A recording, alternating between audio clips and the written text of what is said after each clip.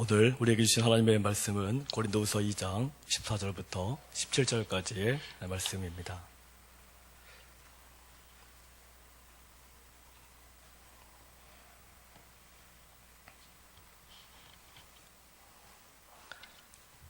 고린도후서 2장 14절부터 17절까지의 말씀입니다. 다 같이 한 목소리로 받들어서 봉독하겠습니다. 항상 우리를 그리스도 안에서 이기게 하시고 우리로 말미암아 각처에서 그리스도를 아는 냄새를 나타내시는 하나님께 감사하노라. 우리는 구원받는 자들에게나 망하는 자들에게 하나님 앞에서 그리스도의 향기니 이 사람에게는 사망으로부터 사망에 이르는 냄새요 저 사람에게는 생명으로부터 생명에 이르는 냄새라. 누가 이 일을 감당하리요? 우리는 수많은 사람들처럼 하나님의 말씀을 혼잡하게 하지 아니하고 곧 순전함으로 하나님께 받은 것 같이 하나님 앞에서와 그리스도 안에서 말하노라. 아멘. 오늘 종료 주일입니다. 한 주간 고난주간을 끝나면 다음 주가 영광의 부활절이 옵니다.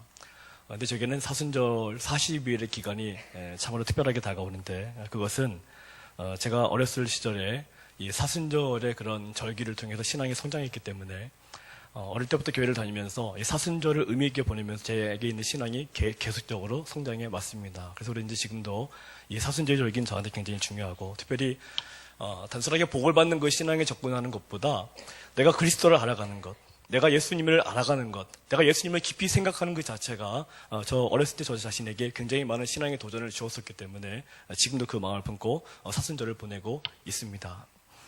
여기 어린 친구들 많이 나와 있는데 아직 아무것도 모른다 하더라도 이 어린 친구들이 이때부터 사순절을 경험하고 또 그 능력을 알게 되면 반드시 나중에 커서 훌륭한 인재들이 다 될 줄로 믿습니다. 몇 년 전의 일인데요. 아마도 우리 성도님들께서 텔레비전을 통해서 다 보셨을 거다라고 생각을 합니다. 그 MBC에 있는 시사 프로그램에서 하는 그런 프로그램인데 영등포 시장에서요, 오전 10시쯤에 야채를 파는 아주머니가 차에 치여서 숨진 적이 있었습니다. 이 아주머니가 차에 치여서 거의 한 10m 이상을 날아갔다고 이렇게 했습니다. 온몸이 피투성입니다. 그런데 이 차에 치인 이 아주머니 주변에 그날 이 아주머니께서 물건 사러 오는 사람들에게 이 돈을 거슬러 주려고 준비했던 그 10,000원짜리, 1,000원짜리 지폐들이 굉장히 많이 이렇게 널려 있었다고 합니다.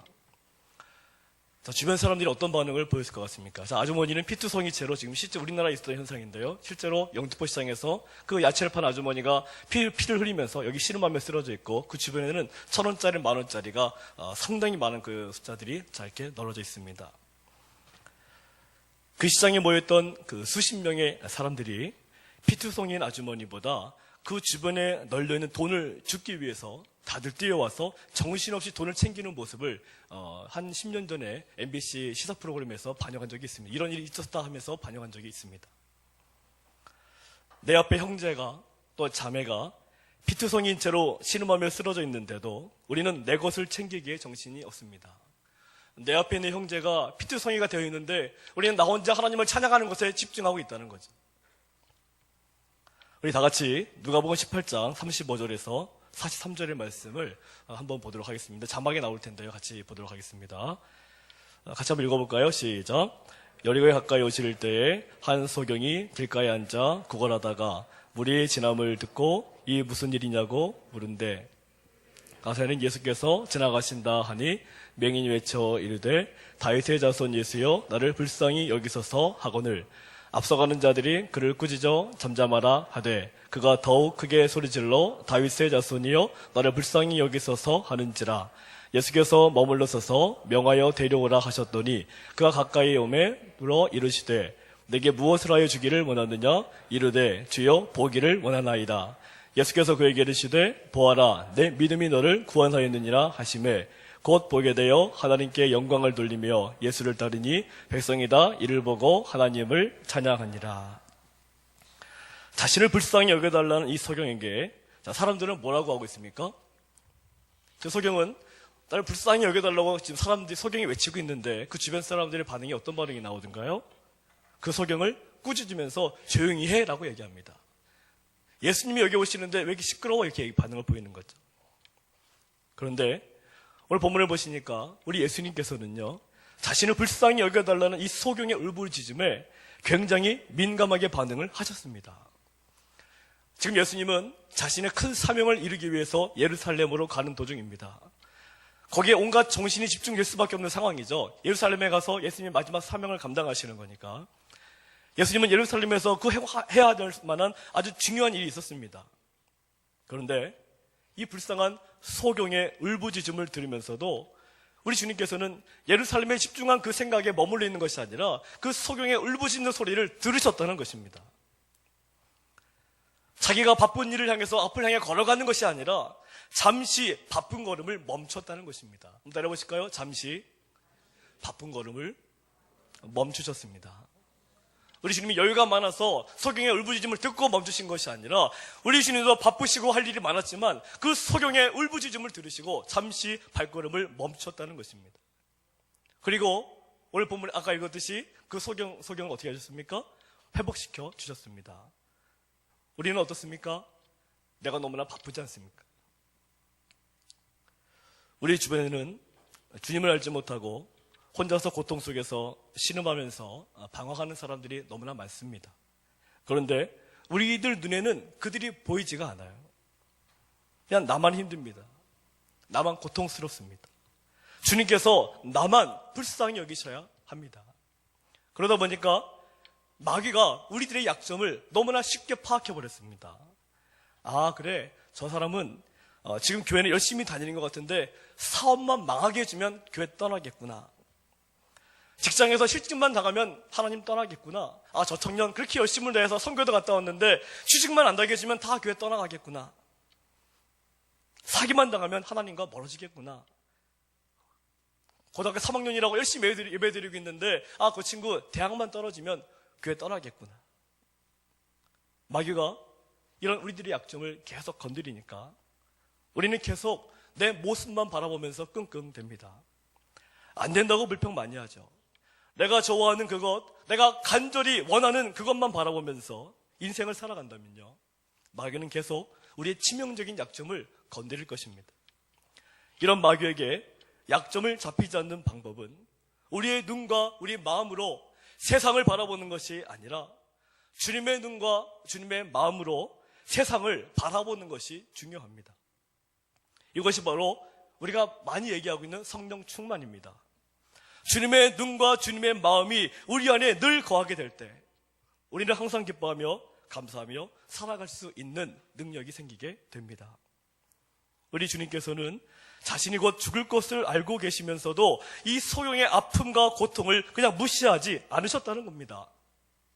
다른 사람들은 다 그를 귀찮게 한다 그래도 우리 주님은 자신의 아픔과 고통보다 이 소경의 아픔과 고통에 더 많은 관심과 사랑을 보여주셨습니다. 그렇다면 우리 주님께서 어떤 사람에게 함께 하시겠습니까? 우리 나같이 오늘 본문 고린도서 2장 14절 말씀을 같이 읽어보겠습니다. 시작. 항상 우리를 그리스도 안에서 이기게 하시고 우리로 말미암아 각처에서 그리스도를 아는 냄새를 나타내시는 하나님께 감사하노라. 우리가 이 세상을 이기는 길은 오직 하나님만을 믿는 믿음과 그리스도를 아는 냄새가 나야 가능하다는 것입니다. 한번 따라해보실까요? 하나님만을 믿는 믿음과 그리스도를 아는 냄새가 나야 됩니다. 내게서 그리스도를 아는 냄새가 나야 되는 거죠. 우리가 이 세상을 살아갈 때 그저 믿음만 있다고 세상에서 승리하는 삶을 살 수가 없다는 것입니다. 우리는 그리스도 안에 있어야만 승리합니다. 그리스도 안에 있다는 것은 무슨 말이겠습니까? 내 눈으로 세상을 보지 않고 내 마음으로 세상을 보지 않는 것이 그리스도 안에 있는 것입니다. 주님의 눈으로 세상을 바라보고 주님의 마음으로 세상을 바라보는 것이 바로 그리스도 안에 있는 사람의 모습입니다. 우리 예수님은 지금도 소외받는 자, 고통받는 자들을 회복시켜 주시기를 원하고 계십니다. 그런데 혼자서 이 일을 하시는 것이 아니라 주님과 같은 눈과 주님과 같은 이 마음을 가지려고 노력하는 사람들을 지금도 찾고 계시다는 것입니다. 그리고 그들을 찾아서 그들을 도구 삼아 일을 하기를 원하십니다. 주님께서 나를 도구로 삼으신다면 우리는 이 세상을 쉽게 살아갈 수가 있습니다. 내가 내 능력을 가지고 내 지혜와 내 지식을 가지고 이 세상을 준비하면 나는 넘어질 수밖에 없지만 주님이 나를 도구로 사용해 주신다면 그 어떠한 문제가 내 앞에 있다 하더라도 이길 수 있다는 거죠. 제가 오늘은 이 성경책 하나를 들고 올라왔습니다. 멀리서 보이시니까 아마 잘 안 보이실 텐데요. 이게 제 거니까 제가 들고 있지 아마 성도님들 이 성경책을 보면은 아마 손으로 건드리려고 하지 않으시고 굉장히 지저분하고 온갖 세균이 다 있는 것 같아요. 굉장히 더럽습니다. 굉장히 더럽고 굉장히 지저분하고 남들이 볼 때 만질 것도 같지 않은 이 성경책인데 저는 이 성경책, 이건 그것도 개혁 성경책입니다. 근데 이 성경책이 저한테는 굉장히 귀합니다. 제게는 좋은 성경책도 많이 있거든요. 깨끗한 것도 많이 있는데 유달리 이 성경책에는 굉장히 애정해가고 애착해가고 너무 아끼고 싶고 제가 죽을 때까지 이걸 같이 가지고 가고 싶어요. 제가 전에 어떤 교회에서 이 성경책을 가지고 이 설교를 했더니요. 설교 끝나고 바로 1시간 뒤에 이게 사라졌더라고요. 이게 사라져가지고 도대체 왜 그런가 궁금해서인지 이게 한 달 뒤에 나타났어요. 한 달 뒤에 제 책상에 나타난 거를 제가 발견한 적이 있었는데요. 이 성경책이 제게 왜 그렇게 소중하냐면 제가 가장 힘들고 어려웠을 때 성경 읽는 것에만 한번 집중한 적이 있었는데요. 1년 동안 이 성경책을 가지고 30독을 한 적이 있습니다. 1년에 30독을 읽었으니까 얼마나 많이 읽었겠습니까? 1년에 30번을 읽으니까 어떤 일이 벌어나는 줄 아십니까? 그냥 제 마음속에 생각나는 구절을 눈 감고 넘기기만 해도 그 구절이 찾아져요. 이게 30번이나 계속 읽으니까 성경의 종이가 이 손가락에 익숙돼 있더라고요. 지금은 안 되더라고요. 하도 안 해보니까. 제가 그때 그 당시 경험이 굉장히 신기하다는 생각이 들었는데 또 신방을 가면은 이 성도들 여러 가지 얘기를 해주시면은 갑자기 이 신방 구절이 바뀔 때가 있어요. 근데 이 성경책을 가지고 가면은 생각이 나는 것을 딱 만지면은 그게 탁 나와요. 근데 다른 성경책 가지고 가면은 제가 그 성경책을 많이 읽지를 않다 보니까 만지면 전혀 감각이 오지가 않습니다. 우리가 한 권의 성경책을 가지고 굉장히 많이 읽는다는 것은 굉장히 중요한 것 같습니다. 그러다 보니까 저는 지금도 이게 개혁 성경임에도 불구하고 설교를 준비할 때 항상 이 성경을 가지고 준비를 합니다. 왜냐하면 떠오를 때 이 성경을 붙잡으면 금방 찾거든요. 근데 새 성경을 찾으면 도저히 찾을 수가 없어요. 그래서 늘 지금도 바뀌어있지만은 이 성경책을 항상 들고 다닙니다. 남들이 보기에는 이 성경책이 너무나 버릴 수밖에 없는 지저분하고 더러운 책이지만 제게는 이 성경책이 너무나 익숙하고 너무나 귀하고 너무나 가치가 높습니다. 아마 여기서 10억을 준다 해도 모르겠습니다. 10억을 준다 해도 이 성경책을 줄지 모르겠는데 하여튼 이 성경책이 그 정도로 가치가 있습니다. 우리는 성경에 질그릇과 같은 존재다 얘기했습니다. 질그릇과 같은 존재라는 것은 금방 깨진다는 거죠. 또 우리는 깨끗한 그릇도 아니고 지저분하고 더러운 그릇이다라고 했습니다. 그런데 지저분하고 더러운 그릇인데 우리 주님께서 나를 지저분하지만 만져주시면 그 그릇이 쓰임받는 것입니다. 더럽지만 쓰임받는 것입니다. 그리고 내가 구하지 않았던, 내가 간절히 기도하지 않았던 문제들까지도 해결해 주심을 믿으시기를 바랍니다. 내가 주님의 도구로 쓰임만 받으면 되는 것입니다. 주님이 나를 택하고 나를 완전히 붙잡기만 하면 되는 거거든요. 그러기 위해서는 우리의 눈과 마음을 어디로 향해야 되겠습니까? 주님께서 어디를 바라보고 계시는지, 주님께서 어떤 마음을 품고 계시는지를 바라봐야 되거든요. 그런데 내 눈과 마음이 어디에 집중되어 있습니까? 주님을 향해 집중되어 있지 않거든요. 우리 주일날 거룩한 예배 드리는데 어떤 분들은 주일 예배 드리니까 아마 토요일날 일찍 주무시고 이 주일을 위해서 최선을 다해서 준비하신 분들이 계신 반면에 어떤 분들은 어제 토요일날 모처럼 회사 안 나가시니까 아마 밤새도록 아마 이렇게 노시다가 아침에 간신히 눈곱을 떼고 오신 분들도 계실 거라고 생각이 듭니다. 그럼 우리 주님께서 어떤 분들이 역사하시겠습니까? 우리 주님에게 집중하는 분이죠. 내가 예배 드린 이 시간조차도 주님께 집중하지 못하는데 주님의 눈과 주님의 마음이 무엇인지를 내가 어떻게 할 수 있겠습니까? 분명한 것은 주님의 눈과 주님의 마음이 내 안에 있어야 이 땅에서 승리할 수 있다는 사실입니다. 지금 우리 사회가 너무나 어렵습니다. 자살률은 계속 높아져만 가고 있습니다. 절망과 실망이 가득한 한숨만 나오는 그런 세상입니다. 그러나 우리가 주님 안에만 거하면 우리에게서 주님의 좋은 향기가 뿜어져 나오게 됨을 믿으시기 바랍니다. 나에게서 주님의 좋은 향기가 뿜어져 나오게 되면 세상 사람들은 나를 통해 우리 주님을 발견하게 됩니다. 이것이 바로 축복의 신호탄입니다. 그러나 내게서 주님의 향기가 나오지 않으면 우리는 그저 무력하고 힘없는 연약한 인간 모습밖에 드러날 것이 없습니다. 제가 군대에 있을 때 일인데요. 조금 지저분한 얘기지만 양해를 해주시고 들어주시기 바랍니다. 마음의 준비를 하시면 조금 들어주시면 하실 거라고 생각이 듭니다. 고상한 단어를 쓸까도 생각해 봤는데 그냥 이해를 쉽게 하기 위해서 직접적으로 표현하니까 양해해 주시기를 바랍니다. 제가 군대에 있을 때 똥을 푼 적이 있습니다. 화장실에서 하루 종일 이 똥을 푼 적이 있어요. 혹시 우리 군대 다니신 분들 퍼보신 기억이 있으십니까? 다들 좋은 보직이셔가지고 아마 똥을 안 뽑으신 것 같은데 저는 한번 똥을 퍼본 적이 있거든요. 그러니까 몇 명 뽑혀가지고 같이 이렇게 열심히 푼 다음에 오전에 몇 명하고 열심히 푸고 그 다음에 점심시간이 됐어요. 그리고 그대로 그냥 그대로 식당에 갔습니다. 우리 똥을 푸다가 얼마나 힘들었겠습니까? 지쳐있죠. 굉장히 힘이 들어요. 막 허리 굽이고 막 계속 깡통으로 들어 올리거든요. 옛날에 깡통으로 이렇게 다 올렸던 기억이 나는데 나름대로 뿌듯한 마음, 열심히 했으니까 뿌듯한 마음으로 식당에 갔습니다. 그런데 우리가 식당으로 들어가는 그 순간 우리는 휘바람 불면서 막 신나게 들어갔는데 어떤 현상이 일어났을 것 같습니까?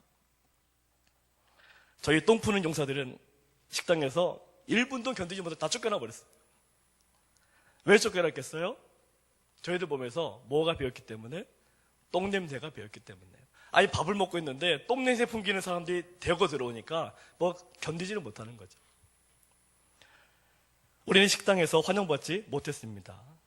그런데 이상한 것은요, 똥을 같이 푼 우리들은 어땠을 것 같아요? 전혀 똥 냄새가 안 나더라고요.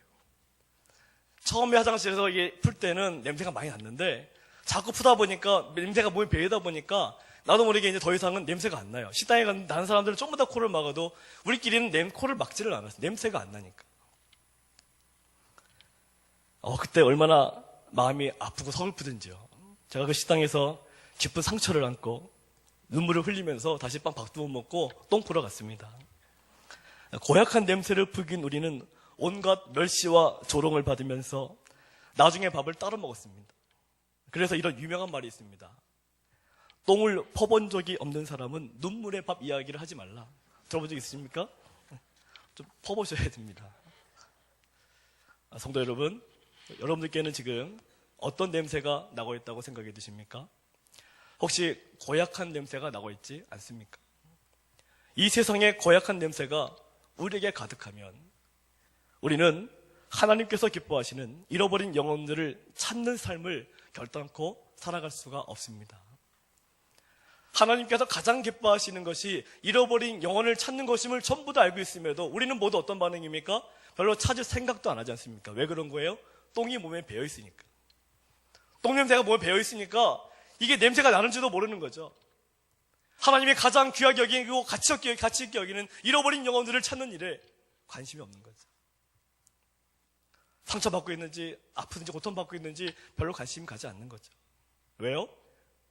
냄새가 배어 있으니까. 세상에 그런 고약한 냄새들이 내 안에 많이 배어 있으니까. 고약한 냄새가 나면 하나님께서 주시는 진정한 축복을 받지를 못합니다. 내게서 그리스도의 향기가 뿜어져 나와야 우리는 세상을 이길 수가 있습니다. 저는 어릴 때 가정 형편이 좋지가 못해서 공부를 집에서 막 해주지 않았습니다. 뭐 학원이고 뭐고 아무것도 한 적이 없습니다. 공부를 좀 잘해도 공부를 뭐하러 하느냐 그런 핀잔만 들었거든요. 그래서 하나님 앞에 기도할 때마다 눈물이 나올 수밖에 없습니다. 왜냐하면 학교 가면 열심히 공부하면 칭찬해주는, 집에 가면 공부하지 말라고 하니까 뭐가 뭔지 모르는 거죠. 내가 어떻게 살아야 되는지, 공부를 열심히 하라는 건지 하지 말라는 건지 도저히 감을 잡을 수 없는 그런 모습으로 어린 시절을 보냈거든요. 여기 어린 친구들, 이 친구들이야 엄마 아빠들이 학원도 보내주고 학교도 보내주니까 굉장히 여유롭지 않습니까? 제가 이 친구 나이들 때 이 모습하고 제 모습을 비교해보면요, 저는 교회 올 때 굉장히 진지했던 것 같아요. 왜냐하면 항상 집에 가면은 뭐 챙겨주는 게 없으니까. 근데 교회만 오면 너무 챙겨주는 분들이 많은 거예요. 교회만 오면 너무나 사랑해주는 분들이 너무나 많으신 거예요. 그래서 그때 많은 분들이 전례에서 기도를 해주시면서 제 마음속에 그런 기도를 많이 했습니다. 하나님, 내가 어떻게 공부할 방법은 없는데 모르겠지만 그래 기도하라고 가르쳐 주시니까, 선생님들이나 우리 전도사님들이 가르쳐 주시니까, 기도하면 된다고 가르쳐 주시니까, 주님 나에게도 어떻게 좀 공부를 좀 누군가한테 배울 수 있는 길을 열어 주십시오. 그렇게 기도를 어릴 때 많이 했거든요. 집에서는 아무것도 가르쳐 주지 못하니까. 그런데 중학교 2학년 때였는데요. 제가 영어를 잘 못할 때였는데, 제대로 교육받은 게 없다 보니까, ABCD 조금 하다 보니까 잘 모르겠더라고요. 근데 제가 그 목소리가 조금 좋다고들 그래요. 맞는지 모르겠는데. 근데 영어 선생님께서, 제가 영어 점수가 그 당시 한 68점, 70점 나오던 때예요. 반평균이 막 90점대였는데 제 점수만 68점, 70점 나왔습니다. 그러니까 얼마나 영어를 못했다는 얘기겠습니까? 근데 그 2학년 2학기가 끝난 다음에 5분 스피치 대회가 있다고 했는데, 전교 5분 스피치 대회가 있는데 한 번에 한 명씩을 뽑는 겁니다. 영어 선생님이 한 명씩 지정을 해주는데, 다른 반들은 전부 다 영어를 잘하는 애들 뽑으시더라고요. 근데 저희 반에 와서는 갑자기 누구를 지목했다가 갑자기 아니야 그러면서 신동기 네가 해 그러시는 거예요. 그때 제 영어 점수가 68점인가 그랬거든요. 근데 애들이 전부 다 고개를 갸우뚱한 거죠. 말도 안 된다고. 영어를 잘하는 애도 나가도 영어 5분 스피치 대회 나가려면 원고를 써야 되잖아요. 이 원고를 내가 어떻게 써요? 도와준 사람도 아무도 없는데. 친구들이 다 사정을 하니까 친구들이 전부 다 선생님한테 말도 안 된다고 막 얘기를 한 거죠. 근데 선생님이 하시는 말씀이 신동기는 내가 보기에 발음은 좋은 것 같아 그러시는 거예요.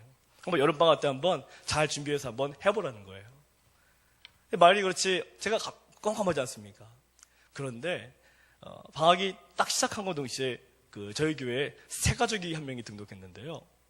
연세대학교 법대를 나온 분이 등록을 했어요. 근데 그분이 등록을 했는데 또 중고등부 교사로 들어오시더라고요. 그래서 제가 그분이 중고등부 교사로 들어오는데 연세대 법대 얘기를 딱 듣고 왠지 저분이 나를 좀 가르쳐주면 될 텐데 라는 생각이 들더라고요.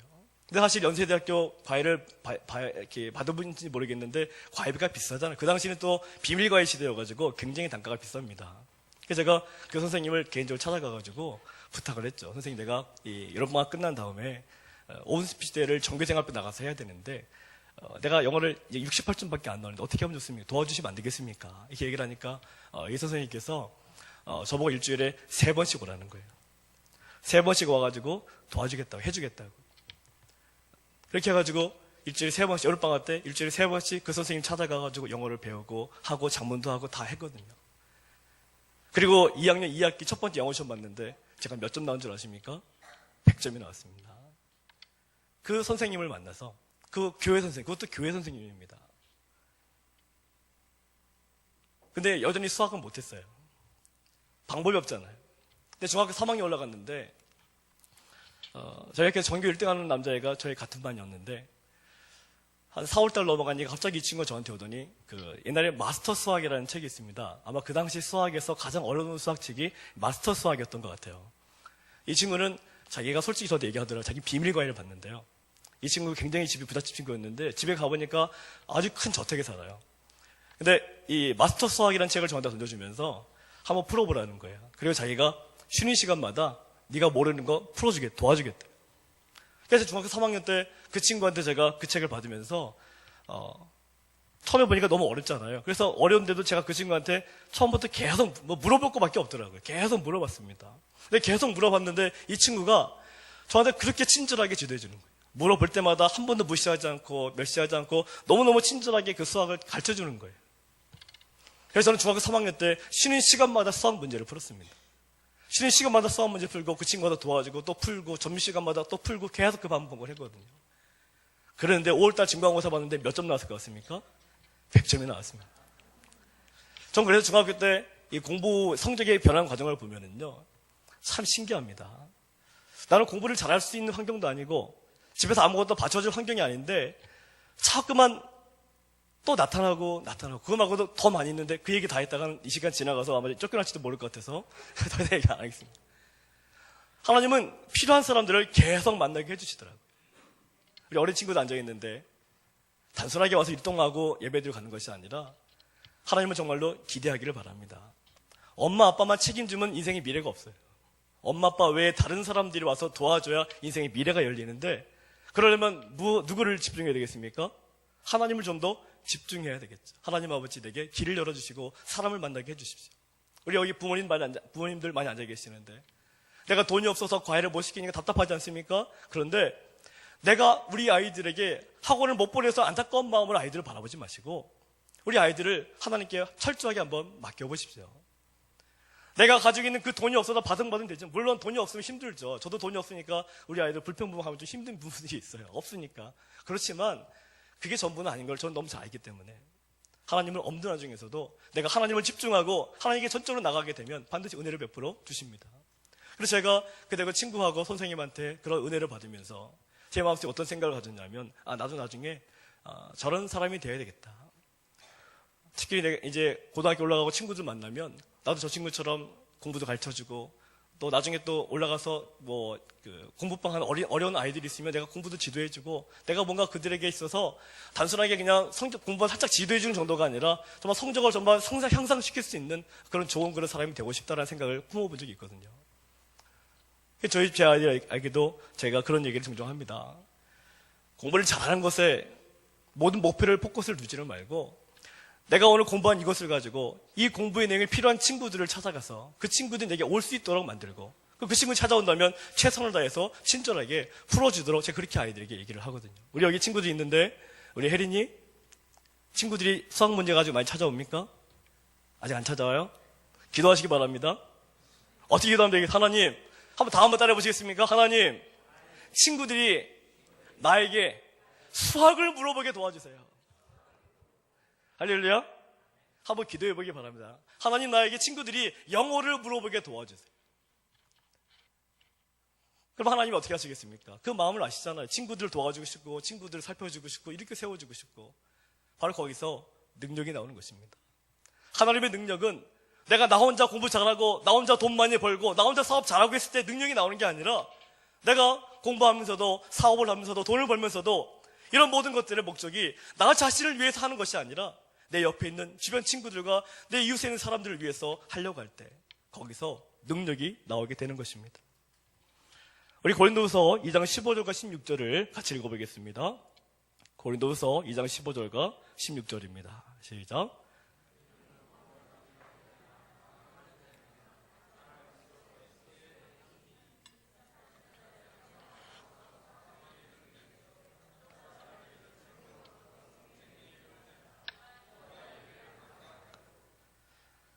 이 본문은 로마 시대 하면은 아마 로마의 그런 개선문은 다 알고 계세요. 개선문 알고 계시죠? 예를 들어가지고 우리나라 올림픽에서 만약에 금메달을 따면 그럼 우리나라는 어떻게 해주죠? 그냥 김포공항에 가가지고 어떻게 해줍니까? 뭐라 그러죠? 차도 준비해놓고 태우고 막 보내지 않습니까? 그래서 꽃목걸이도 이렇게 걸어주고, 시민들이 길에 쭉 서 있어가지고 환송이 막 해주지 않습니까? 이 개선식이라는 게 바로 그런 건데, 이 로마의 이 개선식은 이 전쟁에 승리한 로마의 장군에게 주어지는 최고의 영예입니다.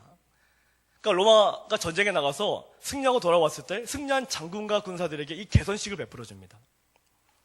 이 개선식은 로마의 거리를 지나서 이 주피터의 신전까지 운반이 됐는데요. 이 행렬 제일 앞에 순서가 있는 한번 이 개선식의 순서를 보겠습니다. 첫 번째가 꽃가루를 뿌린 여인들이 앞에 있습니다. 그러니까 개선식의 맨 앞에는 꽃가루를 뿌린 여인들이 이렇게 꽃가루를 뿌리고 있습니다. 그 두 번째는 누가 있냐면은 나팔을 부는 사람이 있습니다. 그리고 세 번째는 전쟁에서 패배한 나라에서 가지고 온 전리품들, 그러니까 그 나라의 좋은 그런 보물 같은 것들이 있지 않습니까? 그런 보물 같은 것들이 세 번째로 이렇게 따라오게 됩니다. 그리고 네 번째는 곧 처형하게 될 그 적들의 왕들이라든가 지도자들이라든가 그런 장군들, 이런 전쟁포로들이 이 쇠사슬에 메인 채로 걸어옵니다. 그리고 다섯 번째 그 뒤로는 회초리를 든 로마의 병정들이 그 사람들을 따라가고 있고요. 여섯 번째로 향기로운 냄새를 내는 그런 향을 태우는 이런 향로를 제사장들이 이렇게 흔들면서 걸어옵니다. 향이 이렇게 올라가는데 향로를 흔들면서 그 다음에 제사장들이 걸어옵니다. 그리고 마지막에는 전쟁을 승리로 이끈 군사들이 장군과 함께 그 뒤로 행군해 오는 장면입니다. 오늘 사도 바울이 오늘 본문에서 그리스도의 향기를 얘기하고 있을 때 그냥 아무 생각 없이 얘기한 것이 아니고 로마의 개선식 장면을 떠올리면서 얘기하고 있는 거예요. 그 당시에 로마의 개선식 장면을 떠올리면서 이 말씀을 지금 하고 있는 것입니다. 그러니까 이 말씀을 이해를 하려면 로마의 개선식 장면을 잘 머릿속에 생각하셔야 됩니다. 다시 한번 보여드릴까요? 첫 번째가 맨 앞에는 꽃가루를 뿌린 여인들이 있고요. 두 번째는 나팔을 부는 사람들이 있었고요. 세 번째는 전쟁에서 얻게 된 전리품들, 가져온 것들. 네 번째는 처형하게 될 적국의 왕족들 지도자들이 따라오고 있고, 다섯 번째는 회초리를 든 병정들이 따라오고 있고요. 여섯 번째는 향기로운 냄새를 내는 향로를 흔들면서 제사장들이 따라오고 있습니다. 마지막으로는 전쟁을 승리로 이끈 군사들과 장군이 따라오고 있습니다. 자, 이 장면을 머릿속에 연상을 하시면서 오늘 본문을 보셔야 오늘 본문이 제대로 보이시는 겁니다.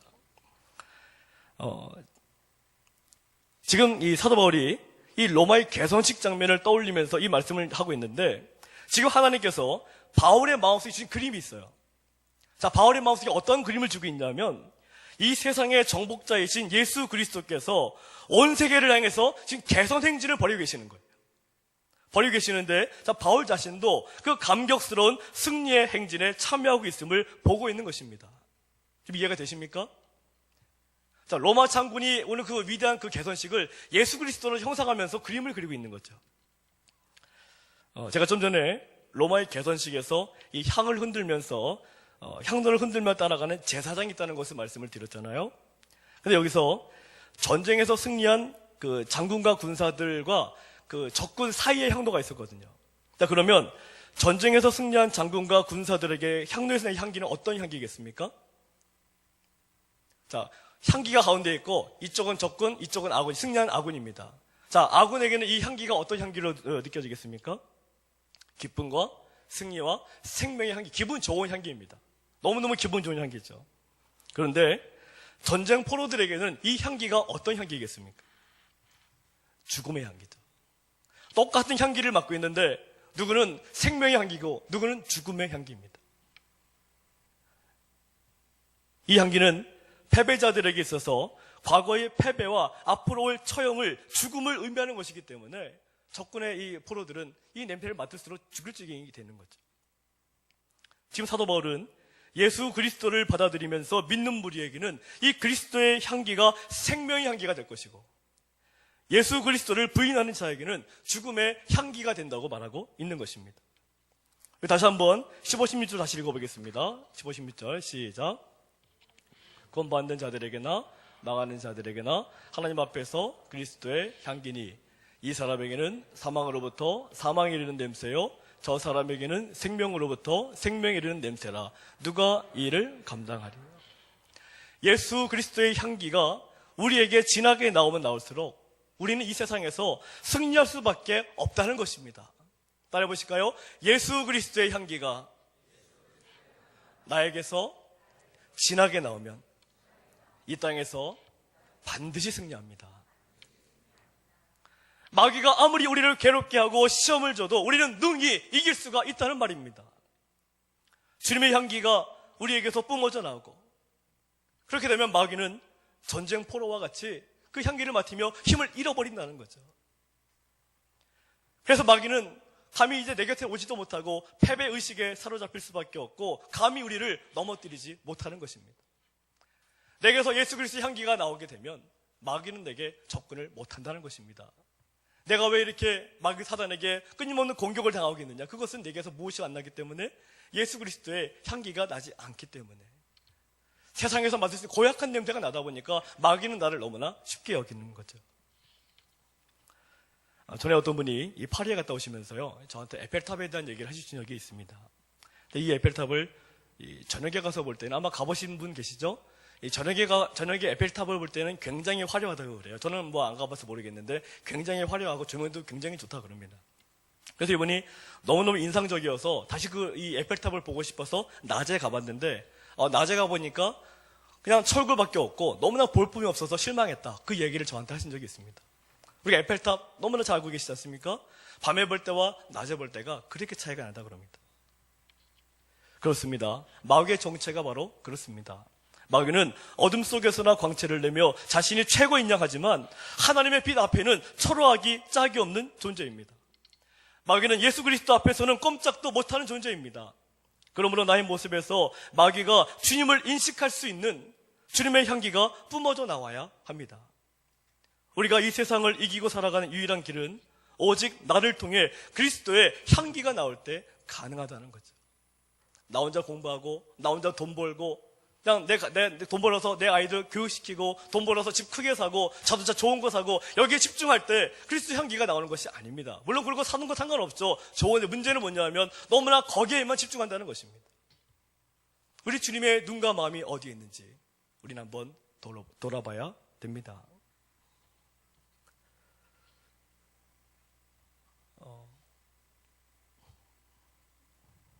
동영상 하나를 짧은 거 준비한 게 있는데요. 잠깐 보겠습니다. 시간이 조금 강연한데 한 1분짜리니까 잠깐 한번 보겠습니다.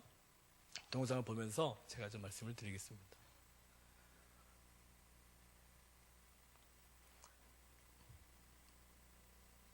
잘 보이시는지 모르겠습니다.